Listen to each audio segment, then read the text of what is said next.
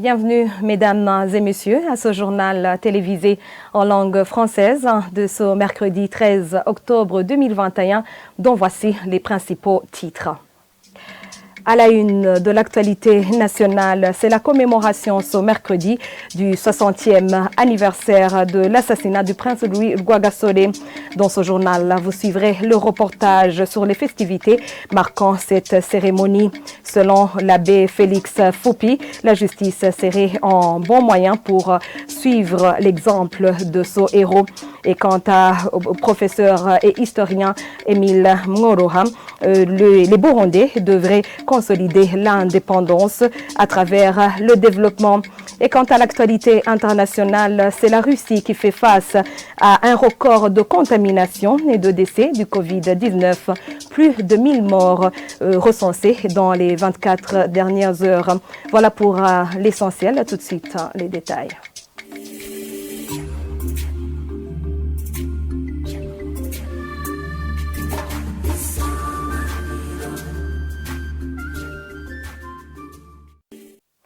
Encore une fois, bienvenue. Et comme je venais de vous le dire dans les titres, commémoration ce mercredi 13 octobre 2021 du 60e anniversaire de l'assassinat du prince Louis Rwagasore.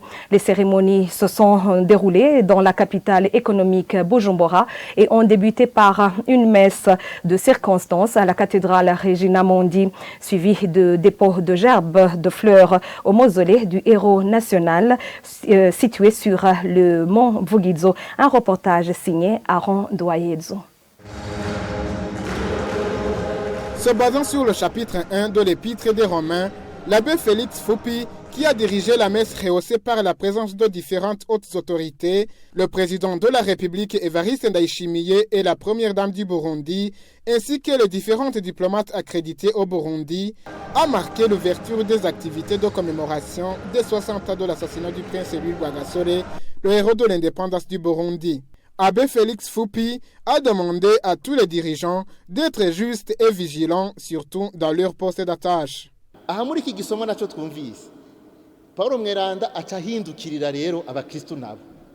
Dans cet épître, l'apôtre Paul s'adresse aux chrétiens. Vous qui avez de lourdes responsabilités, vos postes peuvent se transformer en pièges.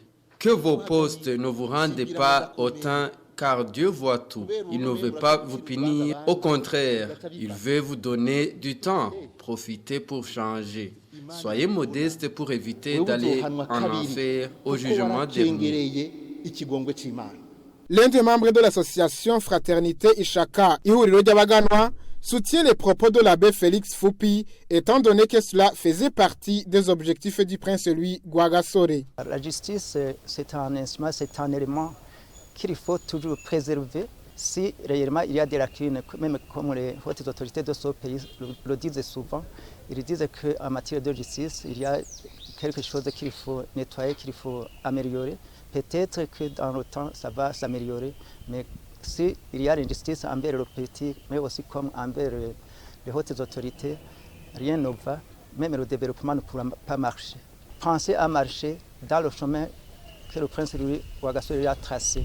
Sinon, il ne serait pas aussi heureux de chanter comme l'indépendance, de commémorer son assassinat, si on ne pourrait pas marcher sur ces traces. Les cérémonies de commémoration des 60 ans de l'assassinat du héros de l'indépendance, Louis Rwagasore, ont été clôturées par le dépôt de gerbes de fleurs à son mausolée de Vugizo, en commençant par le couple présidentiel, les représentants de missions accrédités au Burundi et de différents partis politiques. Enfin, ils ont écouté le discours du prince Louis Rwagasore. Nayo imihimbiri ibisuma n'abambuzi nibamenye ko nibafatwa bazohanwa nyaguhanwa. Merci Aaron Doyesso pour ce reportage. Et parlons toujours de ce même dossier du prince Louis Rwagasore. Les dirigeants du pays devraient mettre en avant la justice. Ce sont les propos de l'abbé Félix Foupi lors d'une messe de requiem commémorant le 60e anniversaire de l'assassinat du prince Louis Rwagasore. Selon l'abbé Félix Foupi, la justice serait un bon moyen pour suivre l'exemple du héros national. Suivez l'abbé Félix Foupi.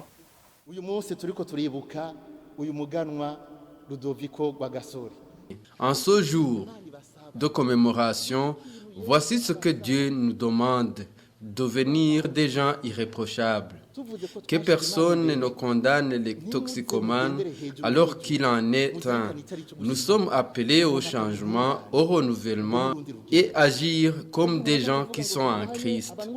Si le pays avait des gens libres, justes comme Rwagasore, ce serait le paradis. Le prince Louis se battait tout en respectant les autres et en voulant du bien pour tous.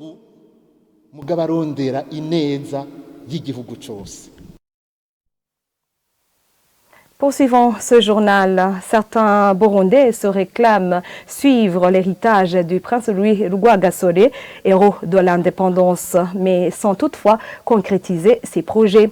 Ce sont les propos de l'historien et professeur Émile Mworoha qui précise que le programme des coopératives avait été initié par le prince Louis Rwagasore. Pour lui, les Burundais devraient se ressaisir pour consolider l'indépendance à travers le développement du pays et la justice pour tous. Suivez Émile Mworoha. C'est un jour important parce que il faut se souvenir de son grand-fils du pays.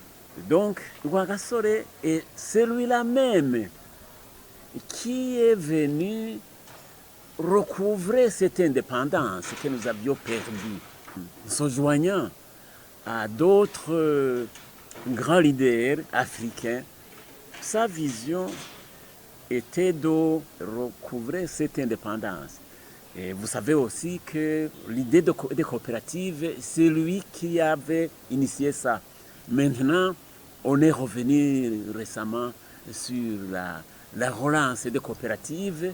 On doit savoir que c'est un héritage de Rwagasore.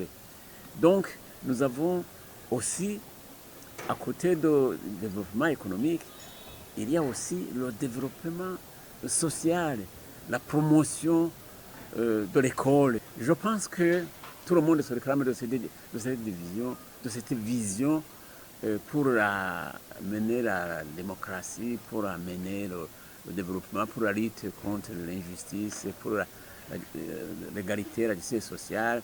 C'est-à-dire, on peut se réclamer de cette vision, mais de façon concrète, ne pas le remarquer.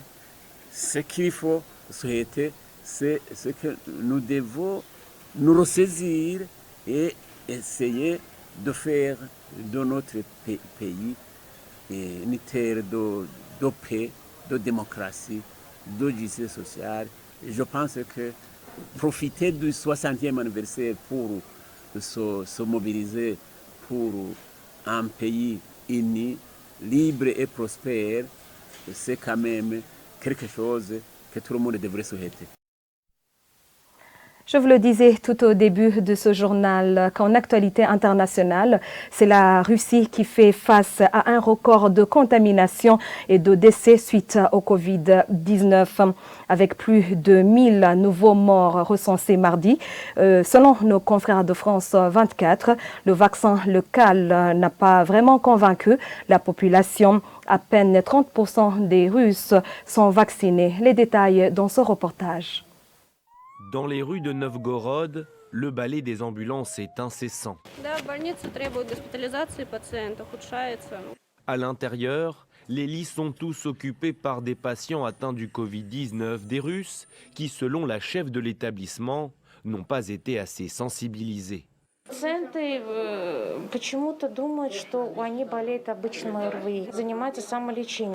Depuis des semaines, les contaminations sont en hausse dans plusieurs régions et mardi, près de 1000 décès ont été enregistrés dans toute la Russie.